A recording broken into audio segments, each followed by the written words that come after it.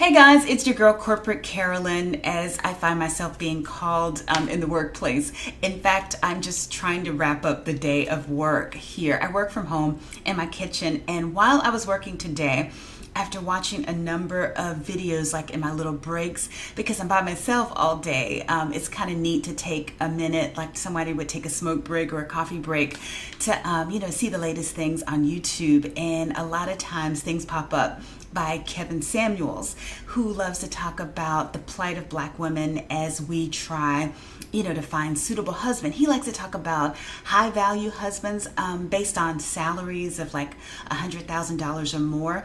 I like to focus more on high quality men. And so the reason I'm here today is because it's just been bothering me to no end when I hear some of these women that are on his show and other male show. It's neat to hear a male's perspective. And as I'm hearing these perspectives, and I hear women responding to it, some of the answers that I'm hearing are just grieving me so much. And like I hear women saying they don't need to be married, and they're better off by themselves, and that men are no good, there are no eligible men out there. And I just wanted to say, I don't agree with that. I believe that there are men out there, but a lot of times some of the negative thoughts that our parents, mainly our mothers, have perpetuated and made us think that things are hopeless.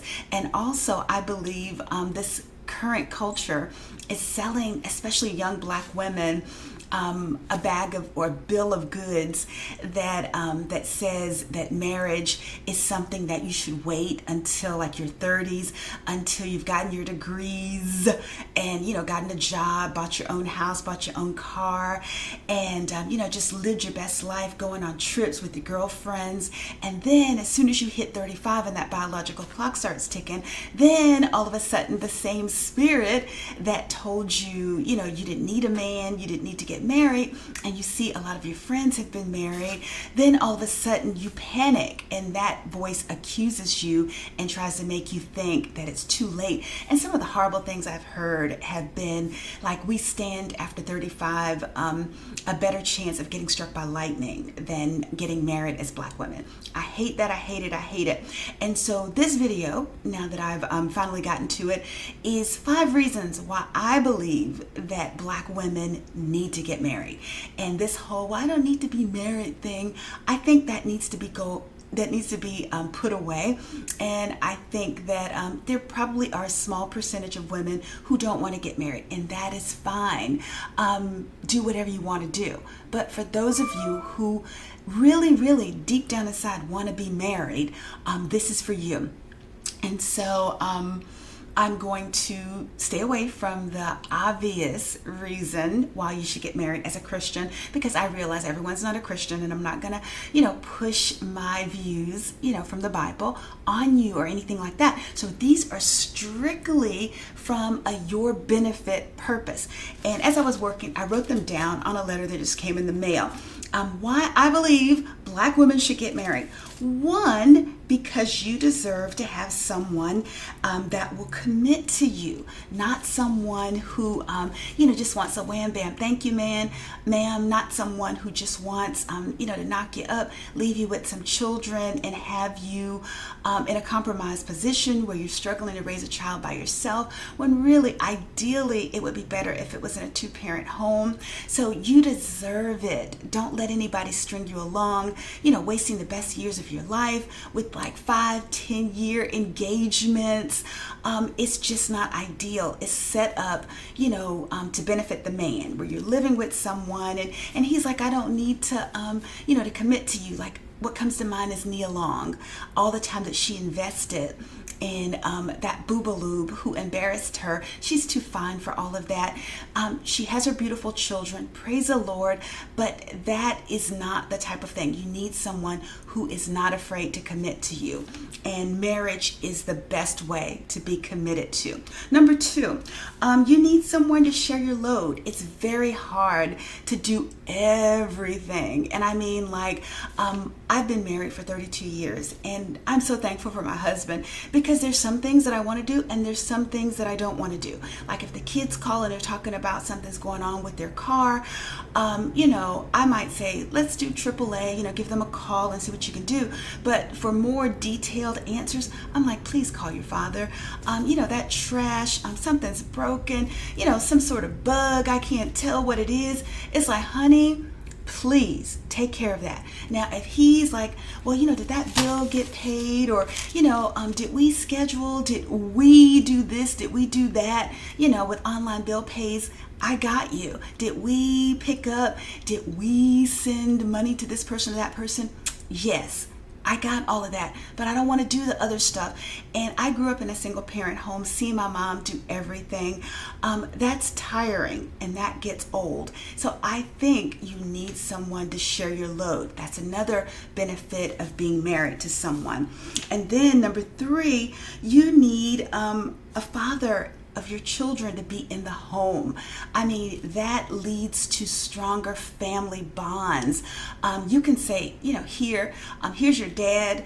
I need to run out. I don't know how to do these trigonometry problems or pre-calc problems. Here, your dad can help you with that. You need someone to balance the struggle of parenthood. Women should not be taking that on, as a sole responsibility. You made the babies together, so take some time, be mindful, and pick a child's father. Pick a husband if you can. If you've already picked a child's father, inadvertently, that's fine. Work with what you have, and find another possible husband. But if you can, ideally, find a husband and then start your families. That's one of the problems that Black America is struggling with. We don't have as many 2-parent homes as other cultures. And regardless of what people think, it is a problem for our young people. So I'm sorry, I said it unapologetically. And number 4, you need a wealth building partner. I saw a statistic that grieved me so badly when I looked up to see what which racial group has the lowest rates of home ownership.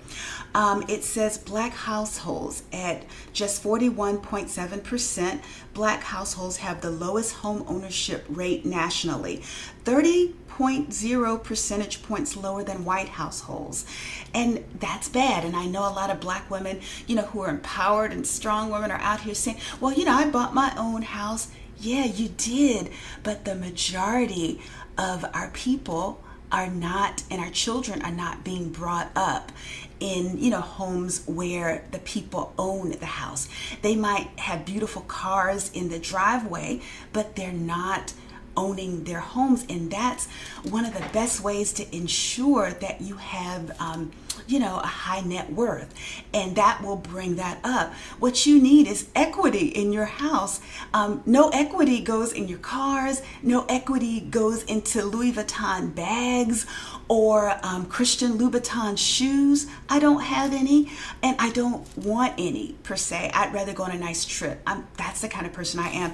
But we need somebody who can build wealth with us.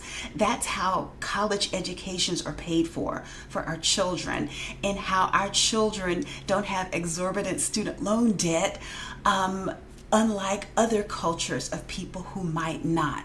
This is just the best plan, not saying that you can't accomplish and achieve from a different position. I grew up in a single parent home rather. So it's not saying that you can't experience success, but it just makes things easier. And then number 5, I saw another thing.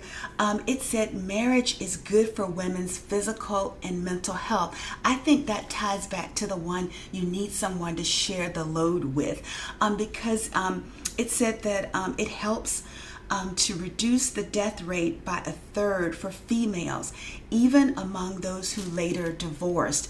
You're not meant to be alone. The same way, and I'm going to resort to the Bible on this one, the Bible did say in Genesis that man ought not be alone. Woman ought not be alone. You need companionship, and you need someone who's down for you, for whatever comes what may. And then also, if all H breaks loose and you have to split, you get half of something that you've worked to build. You guys split up your assets and you go on your separate way. You have assets, marital assets. When you're living with somebody or shacking up, as my mother would say, you're not going to have that. And that's what we want. A wealth building partner, a ride or die, someone who has your back, a great father, and someone who will love you, hopefully for the rest of your life.